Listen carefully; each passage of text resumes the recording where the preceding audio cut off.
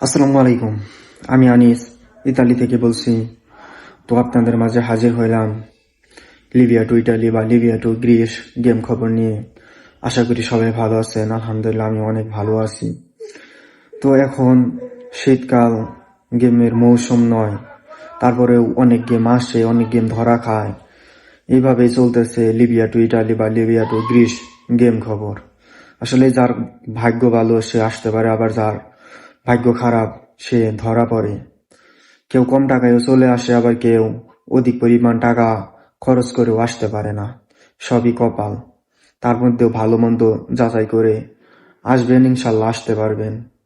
তো ইদানিং ভোট আসতেছেও, ধরাও পড়তেছে। আবার কিছু ভোট গ্রীষ্মের দিকেও গেছে, আবার কিছু ভোট গ্রীষ্মের ক্ষেত্রেও ধরা গেছে। তো কতগুলো ভোট আসলো বা কতগুলো ভোট ধরা খেলো সে সম্পর্কে আলোচনা করব। 20 ডিসেম্বর 2025 লিবিয়া বেনগাজি শহর তবরুক এলাকায় থেকে ভোট ছাড়া হয়েছে অনেকগুলো। তার ভিতর অনেক ভোট আটক হয়েছে। এর ভিতরে 182 জন বাংলাদেশি সহ বিভিন্ন দেশের লোকজন আটক করেছে লিবিয়া আইন শৃঙ্খলা বাহিনী বা লিবিয়া নিযুক্ত IOM। তারা আটক করে তবরুক নৌঘাঁটিতে তাদের সবাইকে রেখেছে। আসলে কিছুদিন আগে আপনি তবরুক থেকে ভোটও গেছে, তো এখন আবার ভোট আটক করতেছে। কারণ একটা জিনিস যখনই যায় ভোটগুলা তবরুকে থেকে গ্রীসের উদ্দেশ্যে, তখন এটা নিউজ হয়ে যায়। তখন আর কি লিবিয়ার যারা সেনাবাহিনী বা প্রশাসন আছে তারা এগুলা জানতে পারে। তখন তারা সাগরে টহলদার বাড়িয়ে দেয় এবং নিরাপত্তা জোরদার করে। তো সেক্ষেত্রে কিছুদিন আগে ভোট গেছে কয়েকটা, আবার এখন ধরা খাইতেছে। তো তার ভিতরে 182 জন বাংলাদেশি সহ আটক করেছে লিবিয়া আইন শৃঙ্খলা বাহিনী। তো তাদের সবাইকে এখন নৌঘাঁটিতে রাখা হয়েছে। তো যার যার দালাল দিয়ে তাদেরকে ছাড়ানোর ব্যবস্থা করবেন, না হলে হয়তো গাম্বুদা থেকে তাদেরকে দেশে প্রেরণ করে দেবে। যদি সারানোর মতো কোনো অপশন থেকে থাকে তাহলে তাদেরকে ছাড়ানোর ব্যবস্থা করবেন। 20 ডিসেম্বর 2025 সাগরে আরেকটি জাহাজ প্রেরণ করেছে বা নেমেছে উদ্ধার শিপ, মানে আপনাদের উদ্ধার করার জন্য যারা শরণার্থী আসে বা আসবে তাদেরকে উদ্ধার করার জন্য 20 ডিসেম্বর আরেকটি জাহাজ নেমেছে। তারা সাগরে এখন বর্তমানে অবস্থান করছে। সব দিক থেকেই তারা বিবেচনা করে শরণার্থী উদ্ধার করে।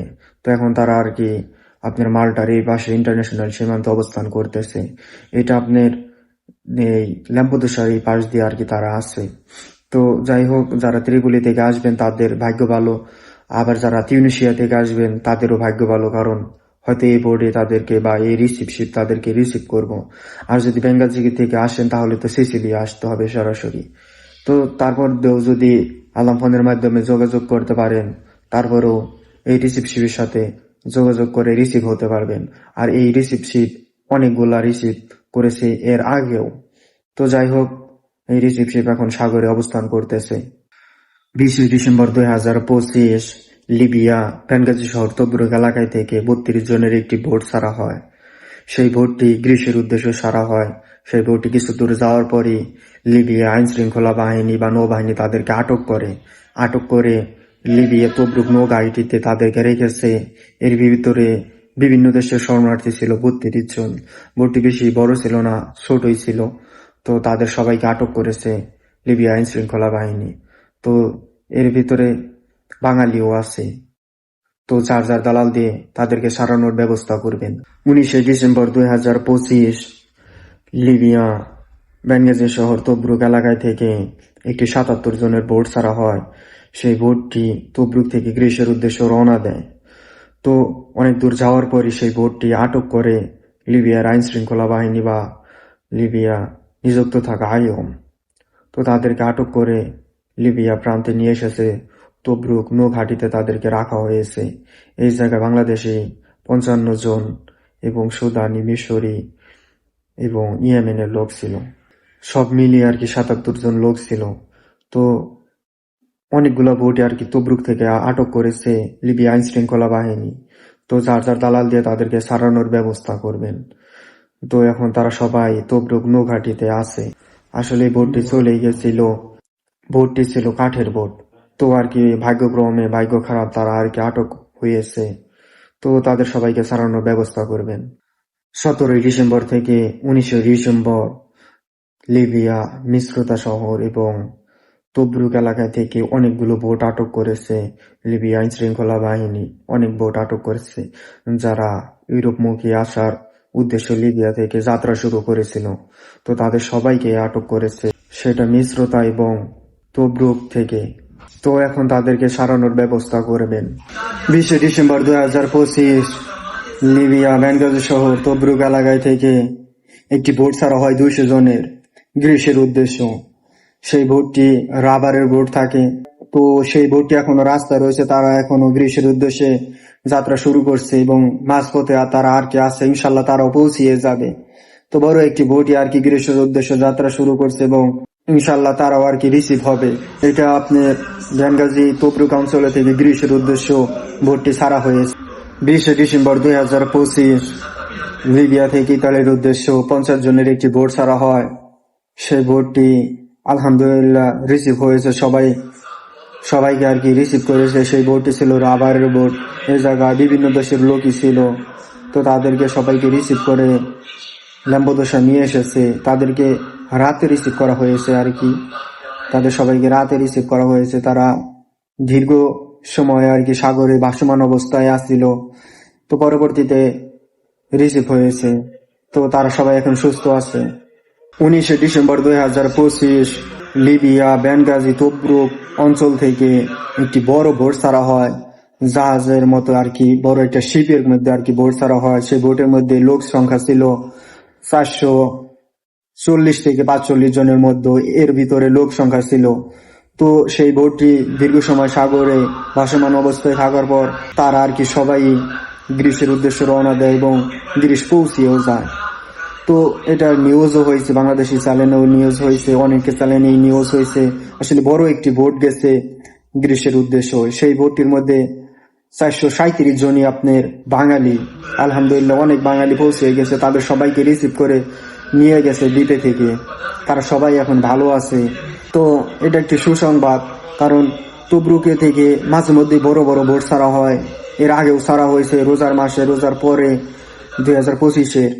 তো সেক্ষেত্রে অনেকগুলা বোটই আর কি চলে গেছে।